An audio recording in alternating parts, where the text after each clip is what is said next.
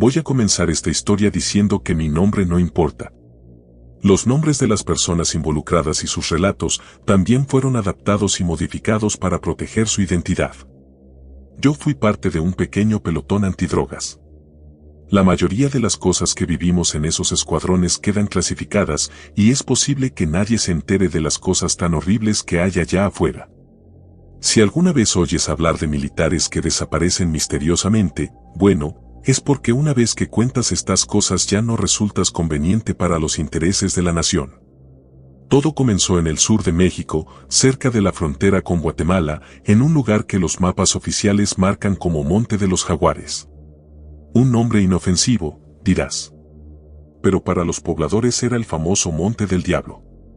En ese entonces creía que eran solo supersticiones de pueblerinos analfabetas que se negaban con toda su fuerza a ser parte de la civilización. Ese era yo, así pensaba en ese entonces. El entrenamiento militar y las cosas que había visto antes de ser enviado a ese lugar no me permitían entender que a veces las cosas se dicen por algo. Era de noche cuando nos llegaron las órdenes, escudriñar la zona y encontrar un supuesto plantío del narco en lo profundo de la selva. Decían que había reportes de actividad criminal, de gente desaparecida, civiles brutalmente asesinados, cosas que considerábamos relativamente normales para un grupo criminal, como aquellos a los que nos enfrentábamos regularmente. Pero en el reporte los habitantes del lugar no lo describían como narcotraficantes ni asaltantes. Decían que había algo peor, nahuales. Me reí, al igual que todos al escuchar la palabra nahuales. Mendoza incluso hizo un comentario ofensivo en contra de los pobladores, llamándolos pueblerinos imbéciles o algo así. El sargento lo calló casi de inmediato. Pero pude ver que él mismo no podía creer lo que leía en el reporte. Para nosotros, los nahuales eran solo cuentos que los ancianos contaban para asustar a los niños. Éramos un pequeño pelotón de 20 militares, todos curtidos y sin miedo, cada uno en células de 5 integrantes. Yo estaba en el Escuadrón Bravo. En él estaban el sargento Gutiérrez, un hombre duro como el hierro, el cabo Mendoza, que era el más bromista del grupo, Jiménez, el más joven e inexperto, y el teniente Ramírez, nuestro líder, frío y calculador. Yo estaba ahí, oculto en mi uniforme, con el fusil listo y los sentidos alertas, pero algo ya se sentía mal desde que entramos al monte. Desde que llegamos, el pueblo en cuestión se parecía más a un lugar abandonado, como los que ves en las películas gringas. La calle principal estaba desierta y no había un alma en los alrededores. Ya era tarde, la noche estaba a punto de caer, y fue entonces cuando vimos al único habitante que parecía estar en aquel pueblo fantasma, don Silvino, un campesino que llevaba una carretilla llena de madera. El señor Silvino ya era una persona de la tercera edad. En cuanto nos vio, se nos acercó. «¿Ustedes vinieron por los nahuales?», nos preguntó sin demora. El sargento se rió por lo bajo y trató de explicarle al señor Silvino que tenían reportes de narcotraficantes en el lugar. Sin embargo, don Silvino no quería dar su brazo a torcer con el argumento de los nahuales. Él decía que el pueblo en el que estábamos estaba bajo ataque constante, que aquí no había narcos ni nada de eso, simplemente un ataque incesante por las supuestas criaturas del infierno. Al ver que no le quisimos escuchar, el señor decidió retirarse, no sin antes darnos una advertencia: después de las 12 de la madrugada, sería mejor que buscáramos refugio, ya que a esa hora comenzaban a deambular los supuestos nahuales. Mi sargento simplemente le dio el avión al señor. Estábamos algo cansados del viaje y teníamos que instalar el campamento para monitorear la zona.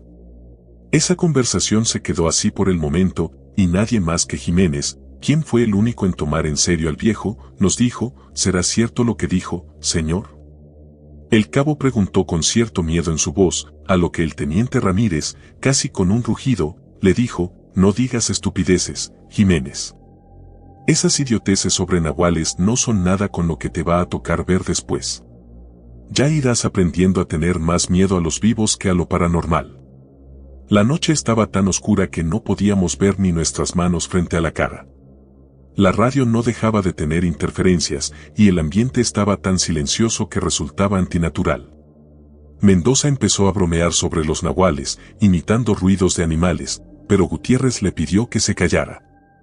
Había algo en los ojos del sargento, un miedo profundo, algo que yo nunca había visto en él. La selva nos estaba observando. Justo después de la medianoche, comenzaron los contactos. Yo estaba tomando la primera guardia.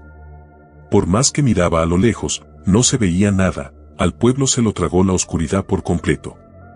Solo las luces del campamento nos permitían ver a cierta distancia.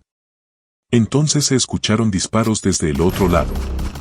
El escuadrón Sigma había registrado un contacto. La comunicación en las radios era confusa, debido a la interferencia, solo se escuchaban pedazos de la voz de uno de los cabos que parecía estar pidiendo refuerzos. Es un perro enorme y negro, se cortaba la comunicación, luego se volvía a encender y se escuchaban los disparos y los gritos desesperados del cabo en cuestión. Nadie sabía qué estaba pasando en realidad. Perro negro, me dije a mí mismo, pero no me dejaron pensar mucho, porque del lado de nuestro campamento lo escuchamos, un gruñido gutural que no se parecía a nada que hubiera oído antes. No era un jaguar, ni un coyote, ni ningún animal conocido. El gruñido se alargó, y un escalofrío nos recorrió la espalda. El teniente Ramírez nos ordenó formar un círculo, armas en alto, pero ya era demasiado tarde. Jiménez gritó, y cuando volteamos a ver, estaba siendo arrastrado por algo hacia la espesura. Abrimos fuego en dirección a lo que se estaba llevando a Jiménez, pero parecía que no le dimos a nada. Solo pude ver sus ojos, llenos de terror, antes de desaparecer en la oscuridad. Nos movimos en la dirección en la que se habían llevado a Jiménez, pero no encontramos nada. Solo ramas rotas y, al mirar hacia arriba, vimos una extraña figura negra sobre las ramas de los árboles, con dos puntos rojos que parecían ser sus ojos. Mendoza intentó decir algo, pero su voz temblaba tanto que no logró articular palabra. Algo se movía entre los árboles, rodeándonos. Podíamos escuchar el crujir de ramas y hojas secas, pero no podíamos verlo. Lo peor de todo era el olor, una mezcla de sangre, humo y podredumbre. Para nuestra sorpresa, el cuerpo sin vida de Jiménez fue lanzado a nuestros pies. Le habían destrozado el cuello. Nos quedamos helados, las marcas parecían de una garra enorme, como las de un oso. Los ojos abiertos del chico, con esa mirada de terror, aún me persiguen en mis pesadillas. Sentí un vuelco en el estómago como jamás lo había sentido antes. Ni todo el entrenamiento, ni haber participado en varias operaciones antinarco, me había preparado para algo así. Apunté mi rifle y, gracias a la linterna que llevaba, lo pude ver. Era alto, medía por lo menos 2 metros, tal vez más. Tenía el pelo negro, y era un humanoide que parecía un lobo o un perro. No lo podía creer, esa cosa nos miraba con ira, pero no una ira normal. No sé cómo describirlo, pero cuando lo vi a los ojos, no solo sentí la muerte misma, también un miedo primitivo, como el que siente una presa al saber que va a ser devorada. Le apunté tembloroso y ese ser levantó su enorme mano, entonces. Gutiérrez se interpuso y fue el siguiente. Lo golpearon por la espalda, lanzándolo varios metros. Lo escuchamos estrellarse contra algo, un impacto seco. Aquella cosa se movió rápidamente otra vez, dejándonos sin saber qué hacer. Cuando nos recuperamos de la impresión, fuimos por Gutiérrez, pero cuando llegamos a él, vimos la horrible escena, el golpe lo había lanzado contra un árbol, pero lo aterrador fue que estaba partido a la mitad. El impacto fue tan fuerte que literalmente Gutiérrez solo estaba unido por las costuras de su uniforme. Yo casi vomité de la impresión. Todo estaba cubierto de sangre, y en sus ojos vacíos podía verse el miedo que lo había consumido. Ramírez intentó calmarme, aunque él mismo tampoco sabía qué estaba pasando. Entonces, la base que habíamos instalado se quedó en silencio otra vez. Habíamos contabilizado 10 bajas, los superiores se reunieron para discutir lo que había sucedido. Todos ahí, militares entrenados con vasta experiencia en campo, no sabíamos qué hacer exactamente. En mi escuadrón solo quedábamos Mendoza y yo después de esa noche. Nunca más volví a ver a Mendoza sonreír. Intenté hablar con él, pero era como hablarle a una pared. Mendoza estaba claramente afectado por todo lo sucedido. Cuando Ramírez nos encontró de nuevo, no sabía exactamente qué decirnos. Trató de sonar coherente, pero él mismo aún no terminaba de creer lo que todos habíamos visto. El pelotón se había reducido a la mitad y se llegó a la conclusión de solicitar que nos movieran de aquel sitio, o al menos que enviaran refuerzos, aunque obviamente tardarían en llegar. A la mañana siguiente, después de encargarnos de nuestros compañeros y reagruparnos, el sargento Ramírez decidió ir al pueblo en busca de respuestas. ¿Qué era lo que realmente nos estaba atacando? Aún con todo lo que habíamos visto, Ramírez se negaba a creer que los nahuales fueran reales. Se forzaba a pensar que debía ser un animal, o algo más lógico, buscaba desesperadamente una explicación más coherente. Era un soldado frío y calculador, no de los que perdían la cordura fácilmente, así que luchaba por mantener la racionalidad. Mendoza se quedó con el pelotón restante, yo acompañé a Ramírez a buscar respuestas en el pueblo. Como lo esperábamos, no encontramos a nadie.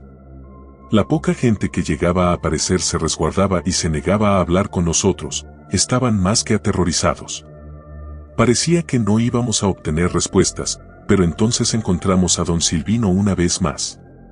Cuando nos vio, el hombre supo de inmediato lo que queríamos de él. Se los dije.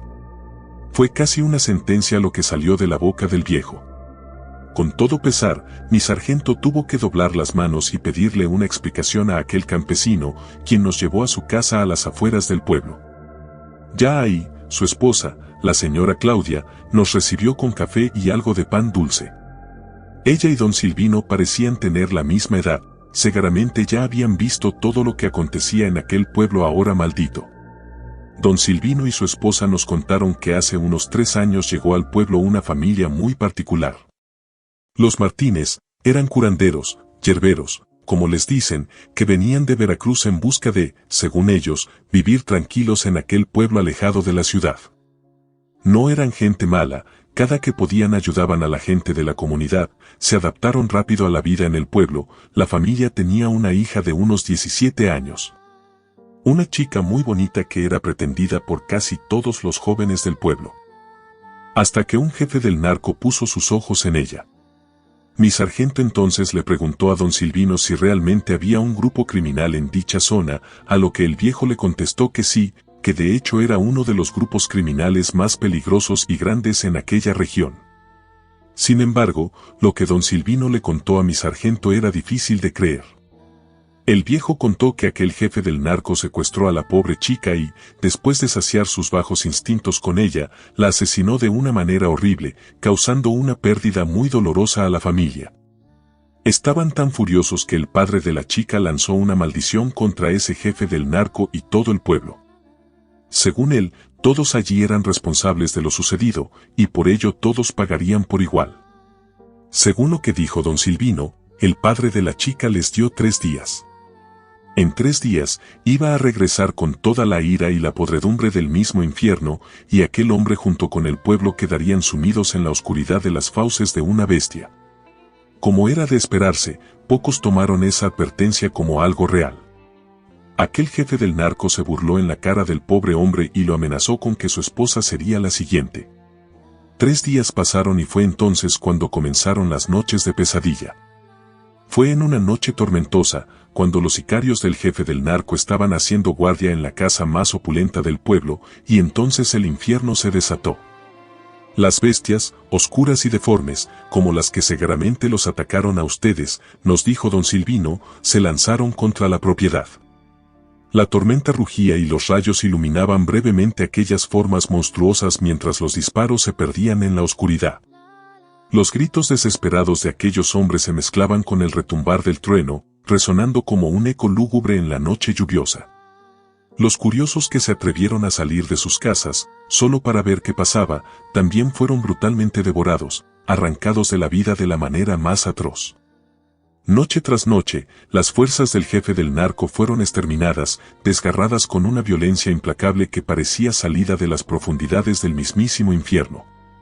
Un día solo encontramos el torso de aquel hombre, destrozado y colocado macabramente en la entrada del pueblo.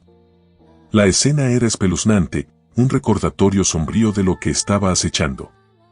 Desde entonces, el pueblo es atacado periódicamente por esas criaturas. Ya no hay narco ni crimen, pero tampoco hay paz. Los pocos que aún viven aquí lo hacen porque no tienen a dónde ir, pero viven aterrorizados, siempre temerosos de la noche y de encontrarse cara a cara con esas abominaciones. No nos quedó más que salir de la casa de aquel hombre. Mi teniente estaba desconcertado, se le veía en el rostro. Yo mismo no podía creer algo así, pero después de lo sucedido la noche anterior y al escuchar la historia del viejo, había pocas cosas de las que pudiera dudar. Cuando cuestioné a mi sargento al respecto, obviamente se molestó. ¿Cómo iba a reportar esto a sus superiores? ¿Nahuales que asesinan narcos? No pude refutarle eso, nadie nos creería semejante estupidez, aunque reportáramos las bajas, aunque vieran las heridas. Los altos mandos, al igual que mi teniente, que ya no estaba tan convencido, dirían que solo fue el ataque de uno o varios animales y desecharían cualquier evidencia. Nosotros mismos sufriríamos las consecuencias por tal nivel de incompetencia. Regresamos a la base, y estaba claro que el pelotón restante estaba hecho trizas, miedo y confusión a flor de piel. El teniente Ramírez no pudo contar lo que escuchamos en el pueblo. Después de todo, ¿qué les diríamos a los elementos restantes? Que un ejército de bestias atacaba el pueblo y que nosotros éramos un trozo de carne más en su camino. Según el alto mando, los refuerzos llegarían al caer la tarde, pero nadie lo creía realmente. Las órdenes eran claras, mantener la posición. Aunque, francamente, ya no sabíamos para qué demonios seguíamos ahí. El día pasó lento y pesado. Mendoza no dijo una sola palabra, se le notaba quebrado, como si algo se hubiera roto dentro de él. Cuando cayó la noche, no hubo debates, no hubo discusión, se decidió mantener al pelotón unido. El enemigo no era algo que quisiéramos enfrentar por separado. No teníamos otra opción más que atrincherarnos y esperar a esos malditos refuerzos que no aparecían. Me tenía podrido, la verdad, pero dadas las circunstancias no quedaba más que aguantar y confiar en el teniente. Él, siempre frío como el acero, ya no estaba tan seguro de que la historia de don Silvino fuera un cuento. Y eso, compañero, cuando el hombre más duro empieza a dudar, es cuando sabes que las sombras están más cerca de lo que parecen. Nos sentimos rodeados, atrapados en una trampa que sabíamos que se cerraría sobre nosotros en cualquier momento. La lluvia caía pesada, un tamborileo constante que se mezclaba con la tensión palpable. Podía escuchar la respiración entrecortada de mis compañeros, sus ojos barrían la oscuridad intentando descifrar sombras que parecían moverse. Los relámpagos, esos malditos destellos, nos daban vislumbres fugaces de algo que se escurría entre los árboles. Algo que no podíamos explicar. Pasada la medianoche, el infierno se desató de nuevo. No hubo advertencia, ni siquiera un maldito crujido de ramas. Solo gritos desgarradores y disparos frenéticos que iluminaban la oscuridad. Mendoza fue el primero. Estaba a mi izquierda y de repente se lo llevaron.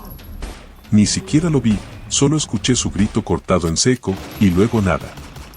Maldije mientras apretaba el gatillo, pero era como dispararle al viento.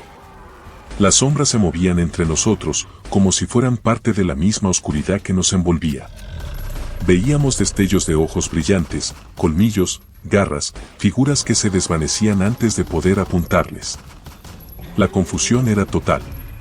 Vi a López, un soldado tan alto como un muro, correr, tratando de huir, pero una de esas cosas lo alcanzó.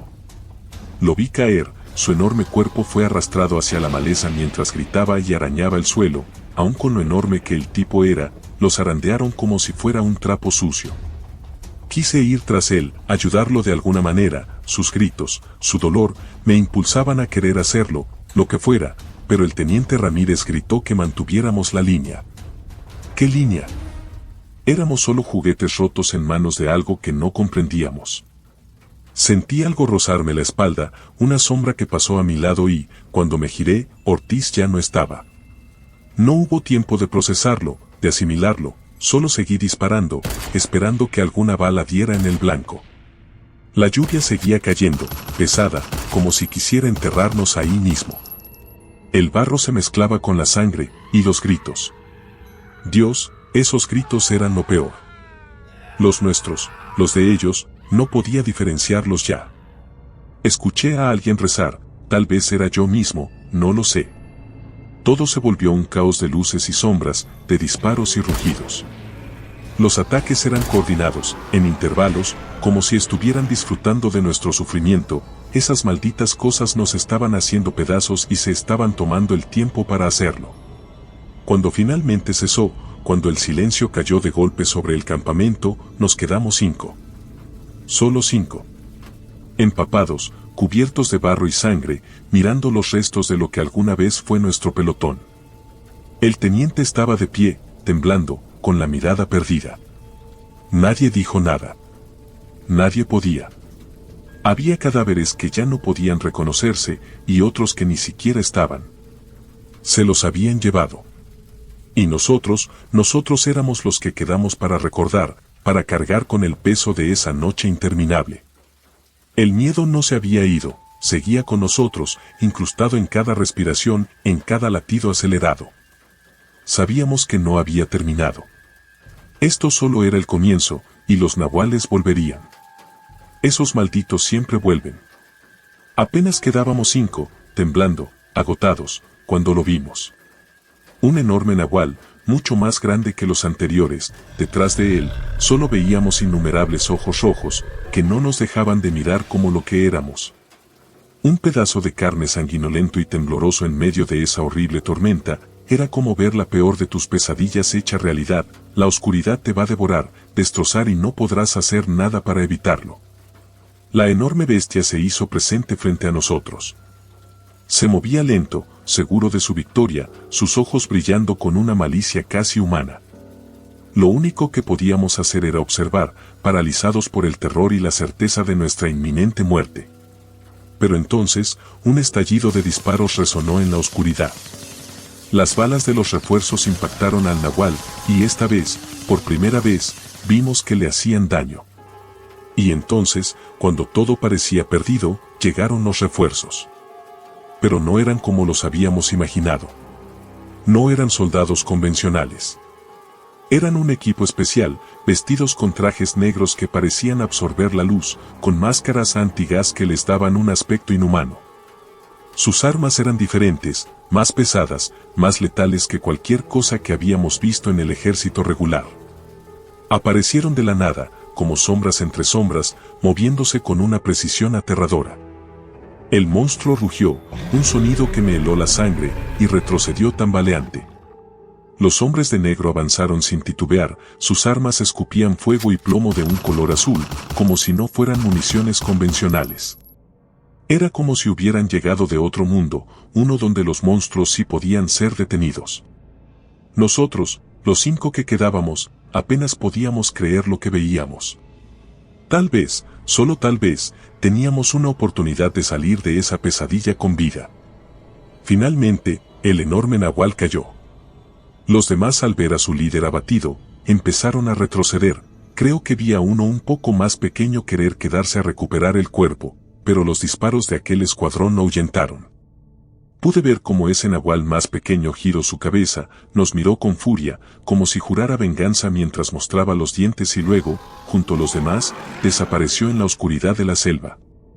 Mientras tanto, los rugidos del enorme monstruo se apagaron y su cuerpo colapsó en el suelo, convulsionando antes de quedar inmóvil. Todos contuvimos el aliento mientras observábamos cómo la criatura cambiaba. Su forma monstruosa se desvanecía, dejando a la vista a un hombre de mediana edad, con su cuerpo desnudo y cubierto de cicatrices. No podía ser real, pero allí estaba, a nuestros pies. Un ser humano. Ninguno de nosotros podía creer lo que estábamos viendo. Uno de los soldados de negro, el que parecía el líder, se acercó a nosotros. ¿Qué demonios pasó aquí?, preguntó, su voz apagada detrás de la máscara. Otro de ellos, cuyo nombre en el uniforme decía Sánchez, se agachó junto al cadáver del nahual, ahora hombre, y negó con la cabeza. Esto no es lo que esperábamos, murmuró. Nos evacuaron. Nos llevaron a una instalación que no reconocíamos, lejos del infierno que había sido nuestro campamento. Nos interrogaron uno por uno. Recuerdo la sala fría, la luz blanca cegadora y el rostro inexpresivo del oficial al otro lado de la mesa. Cuéntame todo, dijo, y yo lo hice. Les hablé de la primera noche, de cómo llegamos esperando enfrentarnos a una célula del narco. De cómo, en lugar de eso, nos encontramos con algo que no debería existir. Les conté cómo nuestro pelotón fue reducido a la mitad, de los gritos, de la desesperación. De cómo esos monstruos, esos nahuales, cazaban en la oscuridad. El oficial no mostró emoción alguna mientras hablaba. Yo, en cambio, sentía que revivía cada segundo de esa pesadilla. Cada grito, cada rostro perdido en la noche. Nunca estuvimos preparados, dije finalmente. Nunca nos dijeron que esto podría ser real. Él asintió, hizo una anotación en su libreta y se levantó. Eso es todo por ahora, dijo antes de salir de la sala, dejándome solo con mis recuerdos, con el peso de lo que habíamos vivido. Nos confinaron después de eso. Dicen que es por seguridad, que necesitan evaluar la situación antes de dejarnos ir. Pero sé la verdad. No quieren que hablemos. No quieren que el mundo sepa lo que realmente enfrentamos en ese maldito campamento. A veces, cuando cierro los ojos, puedo verlos. Puedo escuchar sus gruñidos, sentir sus ojos fijos en mí desde la oscuridad. Y sé, en lo más profundo de mi ser, que esto no ha terminado. Que siempre vuelven. Cuando me dejaron salir, ya no supe nada más de lo que pasó con aquel pueblo, con don Silvino o el teniente Ramírez, espero en Dios esté bien. Me dieron de baja del servicio y trataron de reinsertarme en la vida civil. Pero sé que tarde o temprano, cuando estas historias empiecen a salir a la luz y la gente vea que estas criaturas realmente existen, me convertiré en una de las primeras inconveniencias para los intereses de la nación. Todo lo que vivimos, todo lo que vimos, es una sombra que no quieren que se extienda. Y yo soy un recuerdo incómodo de esa oscuridad.